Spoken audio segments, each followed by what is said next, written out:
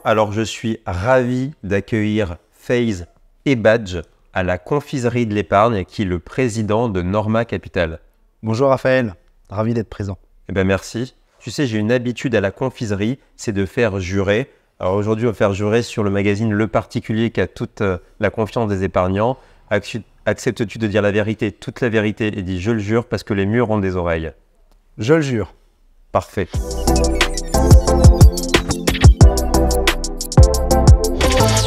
FaZe, rentrons tout de suite dans le vif du sujet. Peux-tu nous présenter en 30 secondes la société de gestion Norma Capital? Tout à fait, Norma Capital, c'est une société de gestion immobilière. La spécificité, c'est que c'est une société de gestion qui offre 3 produits SCPI d'épargne avec 3 typologies de placements différents et une signature 100% ISR, investissement socialement responsable pour nos épargnants. Et cela représente un peu plus d'1,2 milliard de patrimoine sous gestion et plus d'une trentaine de collaborateurs au service de nos 25 000 associés épargnants qui nous renouvellent très régulièrement leur confiance.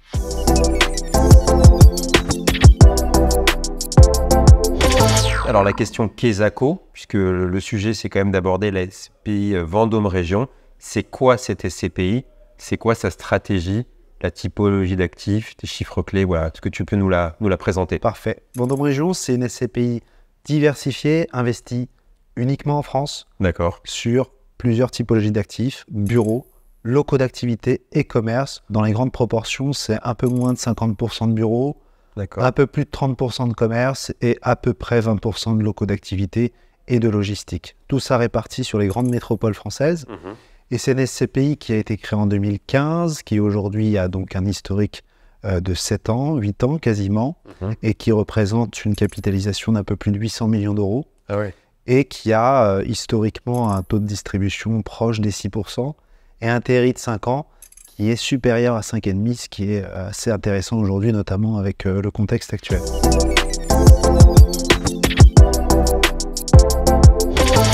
Est-ce que tu peux redire précisément le taux de distribution de 2022? Alors en 2022, 2 éléments de valorisation. Il y a eu une revalorisation de part de 2,29%. D'accord.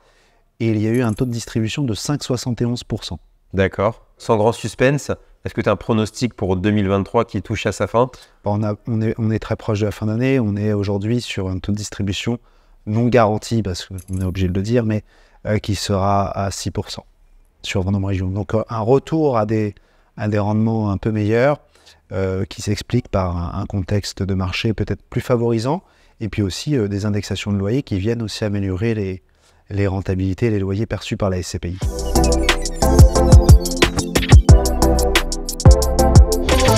Toujours pour bien présenter la SCPI Vendôme Région, est-ce que tu pourrais nous présenter très succinctement 2 ou 3 actifs emblématiques de la stratégie?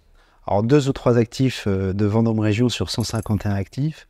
Je vais essayer d'illustrer un peu le patrimoine avec chaque typologie. Donc premièrement, un retail park à Sainte-Geneviève-des-Bois, zone de la Croix-Blanche en Île-de-France. Une zone très puissante puisque ça fait partie des 3 premières zones de France en termes d'attractivité commerciale.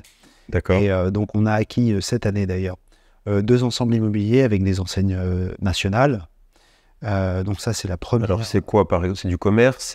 C'est du commerce, hein, c'est du retail park, donc commerce. Gros intérêt pour nous du retail park, c'est la capacité d'offrir du click and collect, du stationnement, du service, des surfaces de vente importantes, un coût moindre pour l'exploitant commercial, puisqu'on est moins cher que dans une galerie marchande. Et puis on est sur des emplacements sur le long terme, en termes d'urbanisme, qui offrent des possibilités peut-être à très long terme intéressantes. Donc ça pour nous, c'est une typologie d'actifs très intéressant. Deuxième actif assez emblématique sur la partie bureau, je donnerai notre actif de Rennes à Cesson-Sévigné, un actif de bureau d'un peu plus de 6 000 m² occupé par 2 locataires. Et là, on est sur un bâtiment qui offre des surfaces de terrasse sur tous les niveaux, des rooftops, 2 rooftops en l'occurrence, de l'autoconsommation avec les panneaux électriques, panneaux photovoltaïques, pardon, et évidemment des labellisations importantes puisqu'on est en BREEAM Very Good. Alors pour nos épargnants, cela signifie finalement une signature de qualité et de durabilité du bâtiment. D'accord. Tout ça dans un contexte de verdure, parfait pour nos utilisateurs qui sont plutôt d'ailleurs orientés aux technologies puisqu'on est sur un territoire fortement représenté par les ingénieurs. Donc voilà, je donnerai ces deux illustrations-là pour donner un peu de lumière. Et si vous voulez peut-être en activité, alors à Escalquens, on a un centre, on va dire, logistique et de stockage aux portes de Toulouse. C'est un secteur qui est assez en souffrance parce qu'il n'y a pas assez de surface de stockage sur cette métropole-là. Et là, on est loué à une dizaine de locataires, donc une très bonne diversification du risque locatif. Et dans nos locaux, on a la chance d'avoir des activités extrêmement intéressantes, puisque par exemple, on a un locataire qui étudie l'envoi de ballons dans l'espace pour étudier des phénomènes climatiques, peut-être même pour aller étudier des datas. Et donc, on est vraiment sur de la technologie vraiment très intéressante et française. Et alors, si on doit parler de rentabilité à l'acquisition, est-ce que tu peux, alors je sais que parfois c'est secret défense, est-ce que tu peux en parler? Il n'y a pas de secret défense. Je pense qu'aujourd'hui, pour construire un portefeuille viable sur le long terme, il faut être ouvert les rentabilités, il faut être capable d'aller sur des rentabilités plus basses. Pourquoi? Parce que c'est des produits plus sécurisants ou qui permettent peut-être sur le long terme de percevoir une meilleure valorisation du capital pour les épargnants. Donc nous, en termes de valorisation basse, on va être autour de 5,5, on va dire, au taux de rendement à l'achat immobilier. D'accord. Peut-être un peu moins sur certains sujets, et on peut monter jusqu'au-dessus de 7%. Cela dit, on n'est pas un acteur du très haut rendement, dans le sens où, qui dit très haut rendement, dit risque qui va avec, et on est plutôt dans une préservation de la valeur du capital de nos épargnants. Donc, notre range, on va dire, c'est 5,5, 7+.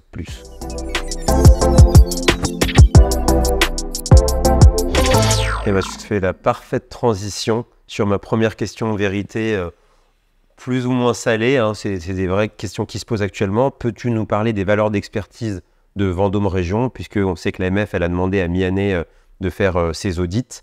Et est-ce que tu n'as pas peur, maintenant on dit que les SCPI jeunes, c'est mieux que les SCPI anciennes, entre guillemets, parce qu'elles n'ont rien en stock et qu'elles vont pouvoir acheter aux nouvelles conditions de marché. Est-ce que tu n'as pas peur que la valeur de ton parc immobilier diminue? Alors c'est un nom, un grand nom, puisque Vendôme Région a toujours été acteur d'actifs avec on va dire un coussin de rendement très intéressant. On a toujours été sur des acquisitions à des rendements nettement plus intéressants que les taux sans risque. Donc ce qui signifie que nos bâtiments, quand on les a achetés, on a toujours été sur des rentabilités assez bonnes. En moyenne, à l'exercice du 30 juin, notre rentabilité moyenne de patrimoine est entre 6,70 et 6,80%. Donc une bonne rentabilité moyenne du patrimoine et un coût du capital, un prix du mètre carré autour de 2 000 €, toutes classes d'actifs confondues. Donc ces indicateurs nous laissent penser qu'on est assez robuste et surtout, la moyenne de valorisation de notre patrimoine, donc la moyenne d'immeubles, c'est moins de 5 millions d'euros. Donc on est sur des actifs à un prix métrique raisonnable, à un rendement de bonne qualité et une taille liquide. Donc tous ces indicateurs nous laissent penser qu'on est plutôt robuste. Et l'exercice au 30 juin nous a amené, avec un exercice plutôt pessimiste, à estimer une baisse de notre valeur de reconstitution de 3% environ, mais qui nous restait 3% de marge. À titre de chiffres, pour donner des chiffres, le prix de souscription de Vendôme Région, c'est 670 €. D'accord. La valeur de reconstitution au 31 décembre de l'année dernière, c'était à peu près 710 €. Et on est arrivé à peu près à 700 € après cet exercice de mi-année. Donc on a encore 30 € de marge sur le prix. Donc il n'y aura pas de baisse de prix de part pour l'exercice de 2023? Non, nous ne nous orientons pas sur une baisse de prix de part et on est plutôt confortable pour tenir notre prix de souscription dans le temps. Ok, super. Ma deuxième question en vérité, c'est sur les réseaux sociaux, il y a des personnes, des haters, des putaclics, ça dépend comment on les appelle. En tout cas, il y a Guillaume Fontenot qui a un blog de patrimoine assez sérieux, qui est un blog payant, qui écrit souvent des posts et le dernier en date sur les SCPI nous dit que les rendements des SCPI vont baisser. Alors toi, qu'est-ce que tu en penses? Ma prévision est variable. C'est-à-dire que certaines SCPI vont, à mon sens, avoir une distribution en baisse. Alors pourquoi? Parce qu'il y a un certain nombre de SCPI qui bénéficiaient de plus-value de cession. Je ne sais pas si c'est très clair pour nos épargnants, mais elles vendaient chaque année des immeubles et elles constataient des plus-values lorsqu'elles vendaient ces immeubles. Ces plus-values étaient distribuées dans les taux de distribution. Donc c'était pour servir le loyer, pour un loyer additionnel, pour avoir un rendement plus élevé que uniquement avec les loyers des locataires. Exactement, donc ça venait apporter une couche supplémentaire au loyer. Dans un contexte de marché, on va dire, où il y a moins de transactions, puisqu'il y a moins de transactions aujourd'hui sur le marché, il y aura moins de ventes, et donc moins de constatations possibles de plus-value, et donc probablement des taux de distribution qui seront un peu à la baisse. Donc plutôt d'accord avec Guillaume Fontenot. Alors sur une partie seulement. Sur une partie, aujourd'hui il y a plus de 200 SCPI sur le marché, donc il faut évidemment avoir une... On peut pas dire qu'il y a une seule SCPI. Oui, on ne peut pas caricaturer. Pas caricaturer, c'est trop simple de caricaturer. Il y a des stratégies différentes, il y a des typologies différentes, donc il faut évidemment pas tirer de leçons trop vite sur la SCPI en général. Et au-delà de ça, je pense qu'il y a une très grande proportion de SCPI qui vont pouvoir bénéficier plutôt d'une stabilité ou d'une croissance des rentabilités du fait d'un élément très connu de nos épargnants, c'est premièrement l'inflation, et il y aura encore de l'inflation en 2024 selon moi. Et deuxièmement, pour les épargnants qui... Alors qu'est-ce que ça fait l'inflation? Tu as parlé c'est de l'indexation des loyers. C'est ça, l'indexation des loyers. L'indexation des loyers est un élément qui vient améliorer le loyer que finalement on redistribue à nos épargnants. S'il y a de l'inflation, le bailleur peut augmenter notre loyer. Chaque année, les baux impliquent une inflation du loyer en fonction d'indices. Et donc chaque année, on vient appliquer l'inflation au niveau du loyer du locataire. Donc l'inflation, c'est quoi? C'est finalement l'évolution des coûts de la construction, l'évolution du prix des prêts à la consommation, et tous ces éléments-là qui sont, tout le monde le sait aujourd'hui, plutôt à la hausse, même si on cherche tous à ce que ça stabilise et ça diminue, sont toujours porteurs d'indexation et d'amélioration des niveaux de loyer. D'accord. Donc c'est cet élément-là qui vient apporter un meilleur revenu pour les... Est-ce qu'il y a autre chose? Donc l'inflation peut permettre d'augmenter un petit peu les loyers des SCPI. Est-ce que tu vois autre chose? Alors je vois autre chose, et notamment nous concernant chez Norma Capital, c'est cette capacité de bénéficier d'un marché où il y a moins d'acheteurs, parce qu'il y a moins d'acteurs qui collectent des capitaux. Et donc chez Norma Capital, on a toujours la chance d'avoir des épargnants qui nous donnent et renouvellent leur confiance. Et ces nouveaux capitaux nous permettent d'acheter dans des conditions de plus faible concurrence, et donc des actifs qu'on arrive parfois à acheter à meilleur prix. Et donc ces améliorations de prix, finalement, viennent aussi servir... Donc le taux de rendement, ça permet d'avoir un rendement à l'acquisition qui est plus intéressant sur vos nouveaux actifs. C'est bien ça, hein. Sur certains types d'actifs, effectivement. D'accord. Voilà, dernier... une rentabilité super intéressante que vous avez eue Alors dernier, j'aime bien le souligner, c'est on a acheté un immeuble d'à peu plus de 4000 m² à Levallois-Perret. Alors ça ne parle pas forcément pour tout le monde, mais on est sur le métro, tout juste collé à Paris 17e. On est sur le quartier Anatole France, donc un quartier vivant, mixte, avec du résidentiel, du commerce, enfin un quartier de vie dans la ville du quart d'heure, je dirais. Et là, ce bâtiment-là, on a acheté quasiment à 7% de rentabilité. Un bâtiment qui aurait été vendu à 5% un an plus tôt. D'accord. Donc on vient constater cette possibilité. Et pourquoi on a réussi à avoir 7% sur ce bâtiment? Parce qu'il y avait moins de concurrence, moins d'acheteurs possibles. Et que vous êtes acheteur cash. Et nous, on est acheteur cash pour le compte de nos épargnants. Et on a eu la capacité de saisir cette opportunité puisqu'il y avait un timing à respecter. Et on était présent pour le respecter. Bon, très clair. Avec plus de 50 bails. Donc, un flux locatif visible, un bon emplacement, des terrasses, des jardins, des parkings, enfin tout ce que l'utilisateur des bureaux recherche. What else? Voilà, dans une période d'office bashing, c'est important aussi d'avoir des bâtiments de bureaux qui sont attirants pour les épargnants. Et c'est un peu notre marque de fabrique. On essaie d'avoir des immeubles de bureaux qui soient de bonne facture pour que nos utilisateurs soient contents, qu'ils soient pérennes. Attirer les talents, comme on dit. Attirer les talents, exact.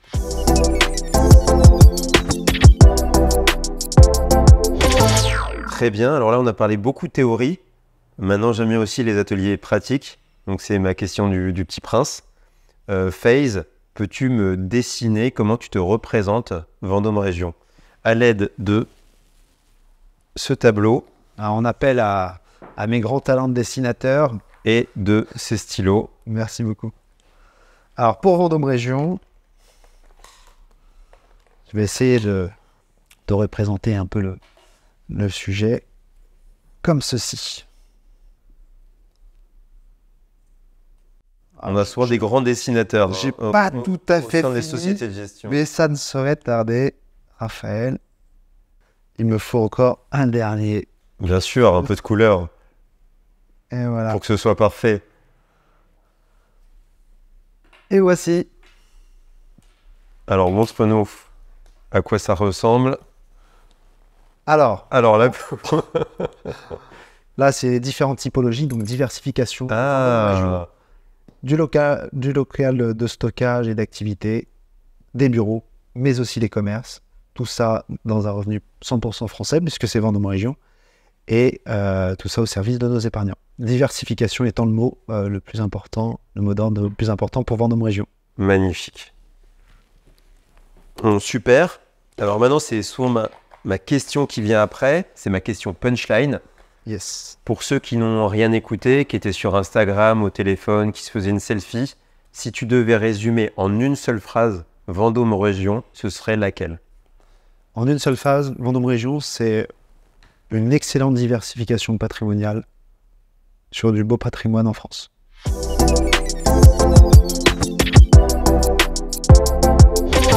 Je fais ma question plus légère, ma question fair play.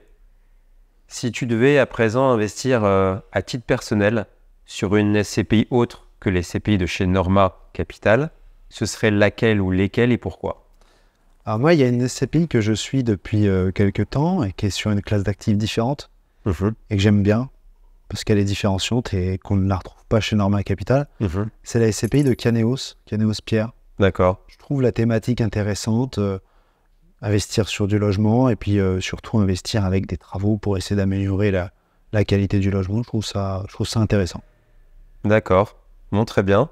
Bon, et puis Faye, c'est ma question cruciale, capitale de l'interview. C'est quels sont tes bonbons préférés? J'imagine que les spectateurs s'attendent tous à cette réponse. Et pour ne pas donner trop de suspense, je dirais les Dragibus. Parce qu'ils sont en plus diversifiés par leur couleur et leur goût, donc c'est parfait pour moi. Bon, c'est parfait. Écoute, ça tombe bien, mais dis donc, c'est étrange. Nous avons effectivement des Dragibus à te proposer, à t'offrir.